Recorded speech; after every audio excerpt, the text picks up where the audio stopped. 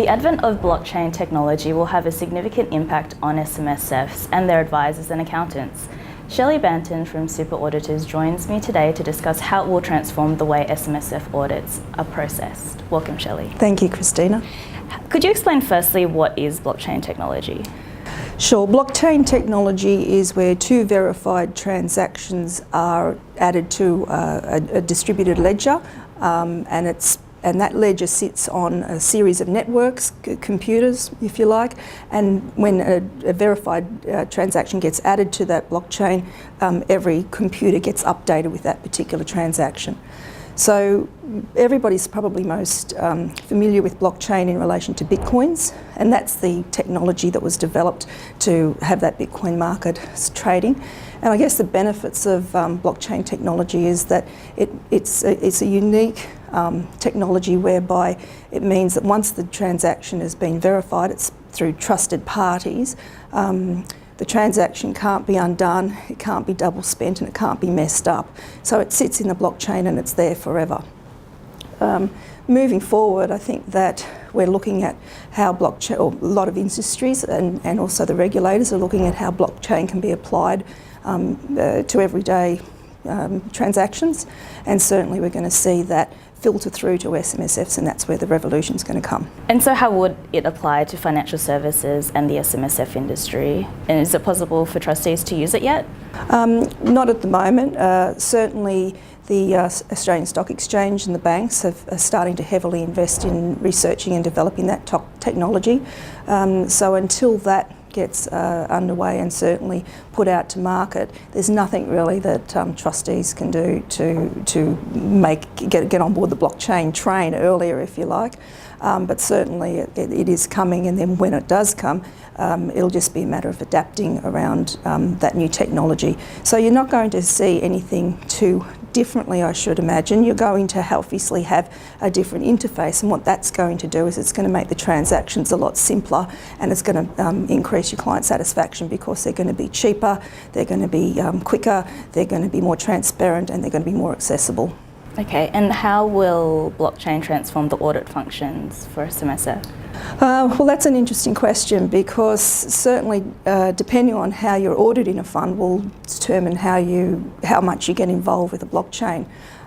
Certainly the SMSF platforms and software is going to have to be built and developed around getting this new technology into them.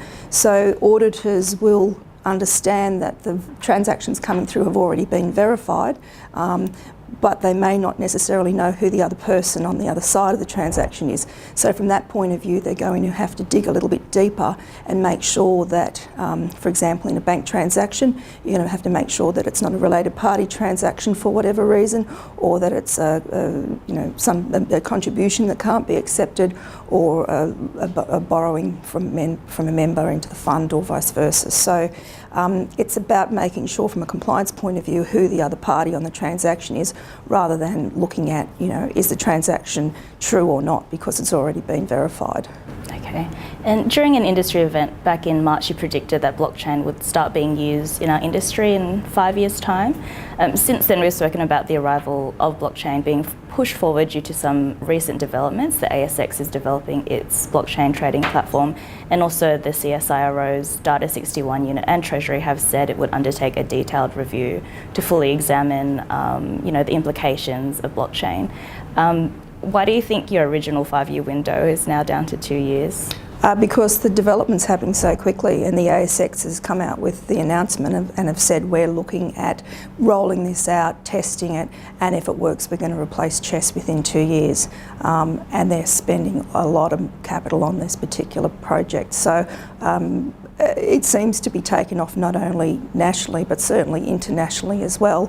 And there's been it's been estimated there's over $1 billion invested in blockchain research and development at the moment. So I don't think that it's going to go away, and I think that not only will it apply to our capital markets and transform them, but it certainly also should have bigger implications for society as a whole in terms of the way that we transact our business and the way we do things. So imagine, for example, that on a Saturday you needed to transact some money or send some money to one of your relatives, you wouldn't have to wait till Tuesday for that to hit their account. It would happen instantaneously. Voila. Yeah, and a major issue will be whether advisors and accountants will be ready for blockchain. What do they need to do to prepare? Look, at this stage, I don't think that there's much that they can do apart from being aware that the development is happening and aware that it's going to be coming, and there will be things that they will need to let their clients know about, and there'll be different things that they'll need to have set up, like a private key so that these transactions can come through, and that sort of thing will replace a HIN number, which is the chess equivalent of being able to identify for identification purposes. Great. And you touched on this earlier. What about blockchain's effect on the auditing process itself? What capabilities will you need to add or adjust as an auditing firm? Sure. Well, as I said before, like, it depends on exactly how you audit that fund. So from a platform level, making sure that the transaction is in there and who the other party is, that's going to be the biggest issue. I guess if it's not on a platform, you're going to have to make sure that Computershare or one of the share registries still is, you're able to verify through that. Now, at the moment, there's not a lot happening in the share registry space. They've been very quiet on what sort of development's happening, and it's only been recently that Computershare has come out and said that they're about to sign some sort of a partnership deal or investment in looking at blockchain technologies. But they're going to have to adapt to, certainly if the stock exchange is on this particular technology. Drilling down even further, if it's not on Computershare, it is going to change potentially how auditors look at how they audit funds, because effectively they're transferring from being an everyday SMSF auditor to effectively a cyber auditor.